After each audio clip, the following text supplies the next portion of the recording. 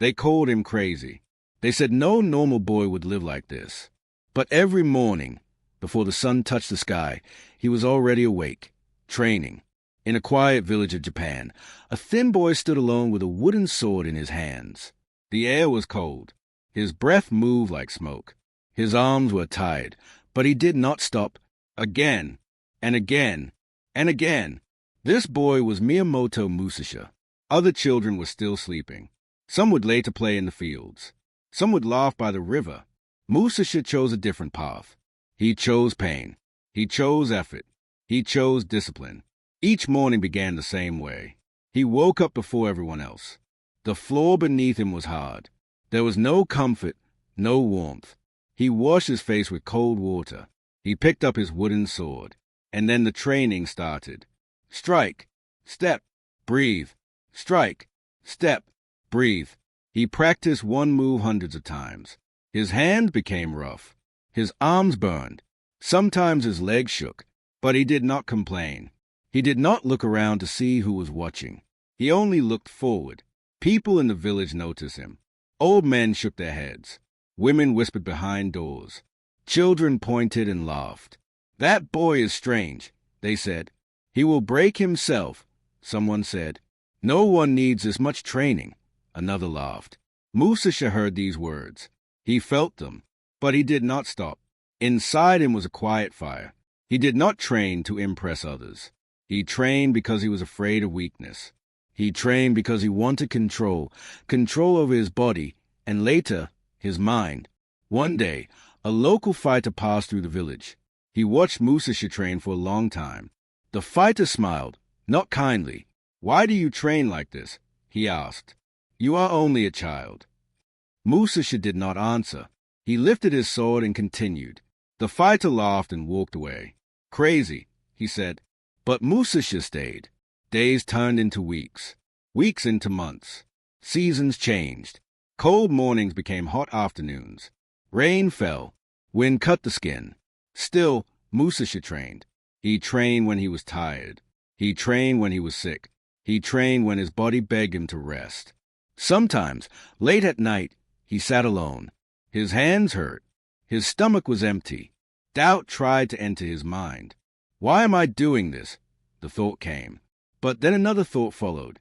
"If I stop now, I will always be weak." That fear pushed him forward. Musashi did not read many books. He did not talk much. He watched. He listened. He learned from silence. He learned from nature. He noticed how water moved around rocks. He noticed how animals waited before they attacked. These small lessons became part of him. His discipline was not loud. It was quiet. It was lonely. One evening, a group of boys surrounded him while he trained. "Why don't you rest?" one asked. "Why don't you live like us?" another laughed. Musashi stopped for a moment. He looked at them. His eyes were calm. "Because I want to be strong," he said.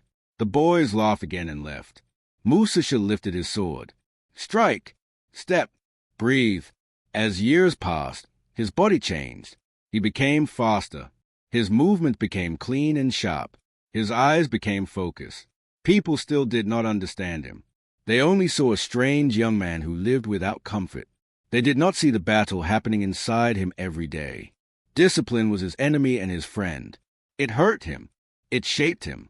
One morning, news reached the village. A real duel was coming.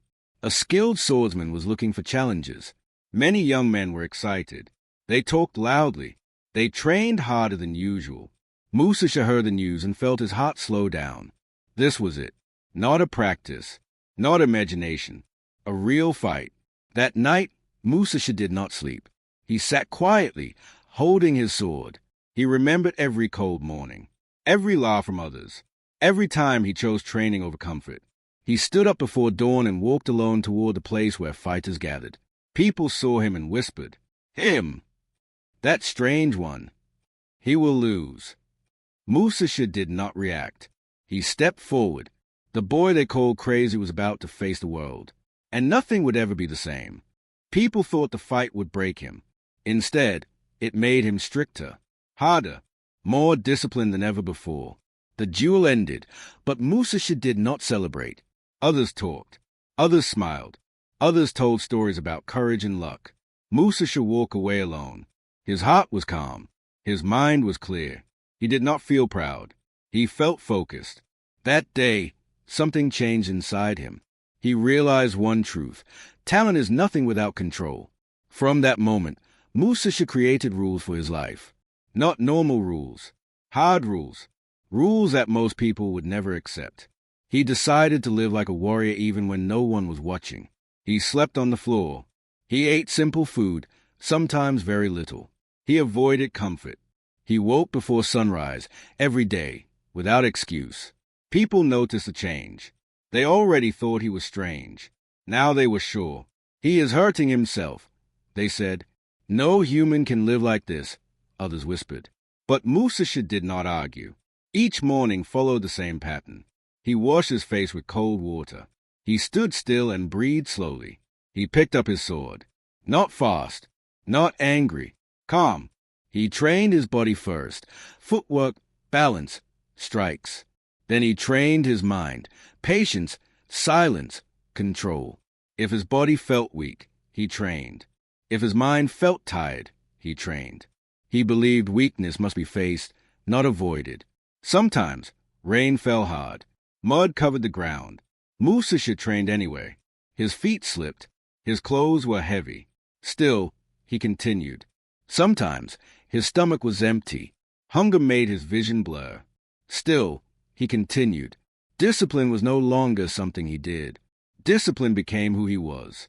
One night, a traveler stayed near his shelter. The traveler watched Musashi prepare for sleep. No bed, no blanket, only the floor.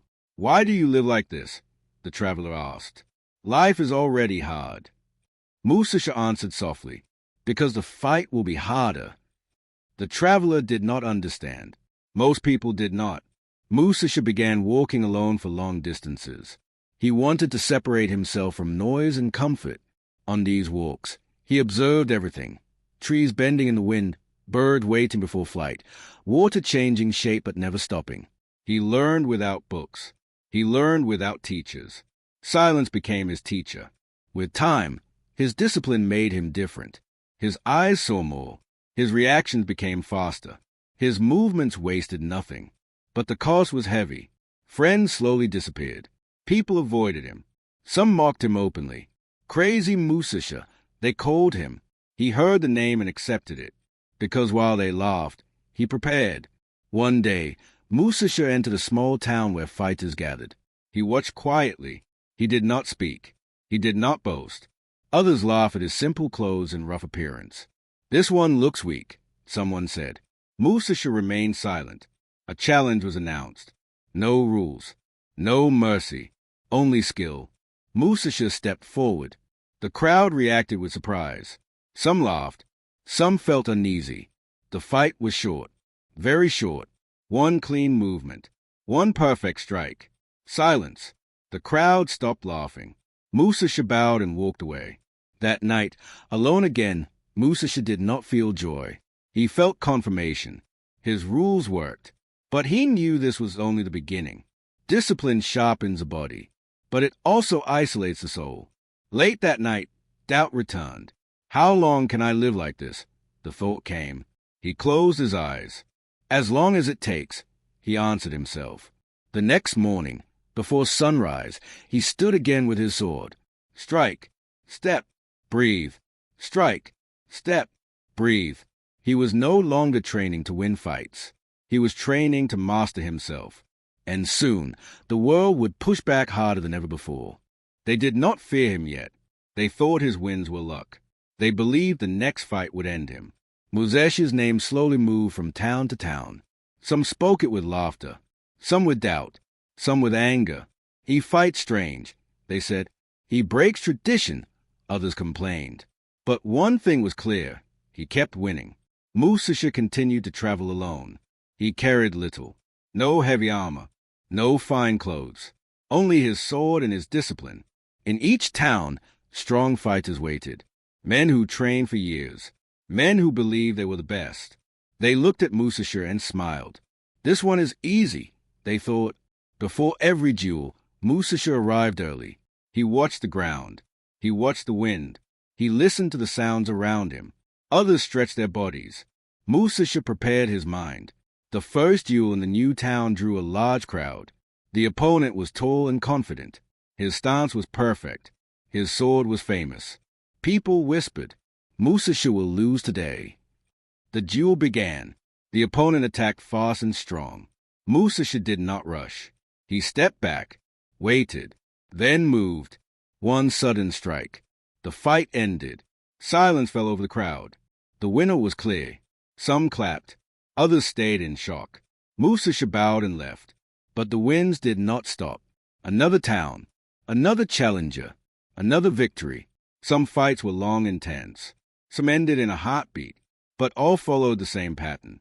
Musashi stayed calm. Others lost control. People began to feel fear. How does he see openings so fast? They asked. Why does he never panic? The truth was simple.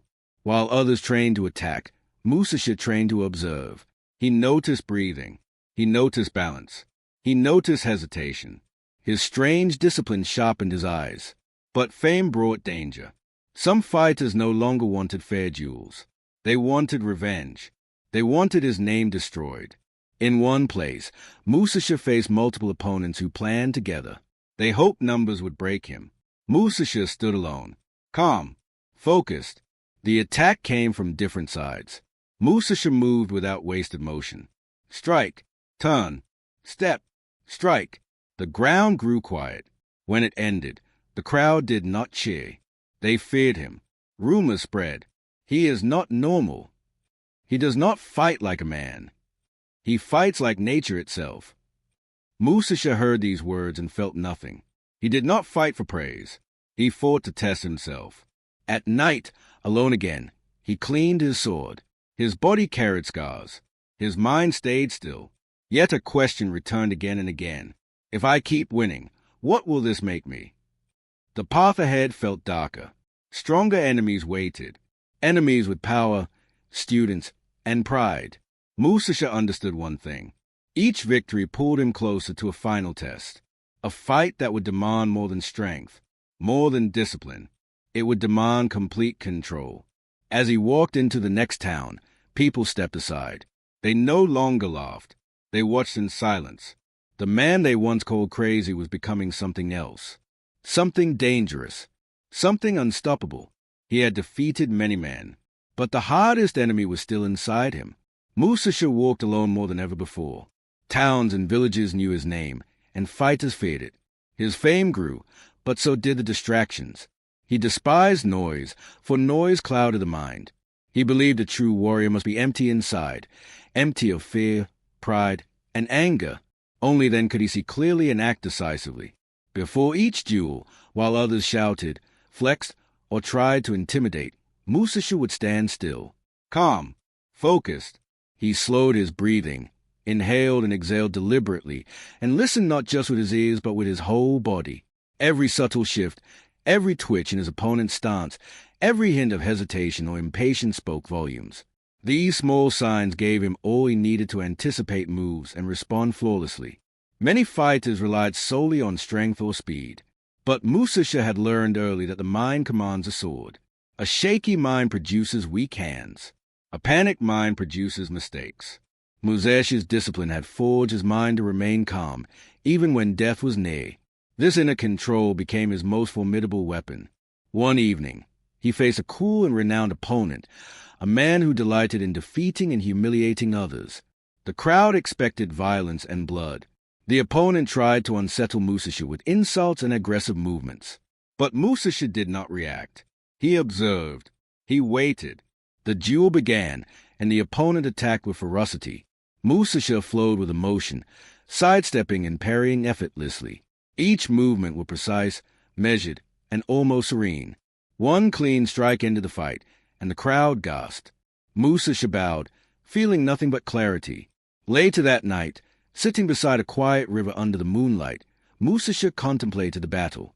He watched the water flow around rocks, never resisting, always adapting.